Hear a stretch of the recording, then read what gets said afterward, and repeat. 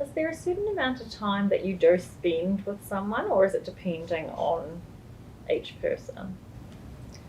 Yeah, so if a young person was to be referred to our service for an assessment, we allow we allow 10 weeks for that assessment, and that's because we're talking about some pretty hard stuff, stuff that we might not talk about straight away. So we allow that time so that we can build up that engagement and we can get a really full picture of this young person's life, their upbringing, sort of what things might have led them towards crossing the line. So we do have quite an ability to spend a time assessing, and then once we've finished our assessment, then we recommend intervention. But that can be quite varied. If we're looking at short-term intervention, but sometimes they can go for over a year, but it really is specific to that young person, what they need, and also their engagement as well, and how long it will take us to work through some of the stuff we're working through.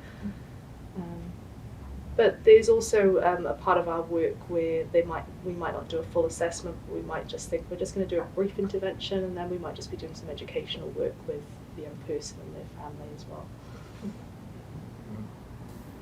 Yeah, and I guess our assessment, key to that is if we're doing a comprehensive assessment, it's good to look at developmental points. So over the lifespan of the young person, up until that point, what's happened in their life that may have shaped their perception of themselves, of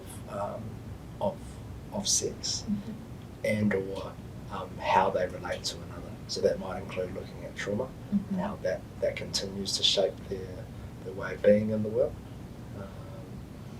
And when we come to the end of our assessment, we come together as a group with the whānau and it may be any other professionals that might be involved in the case, and we propose certain recommendations and we don't impose them.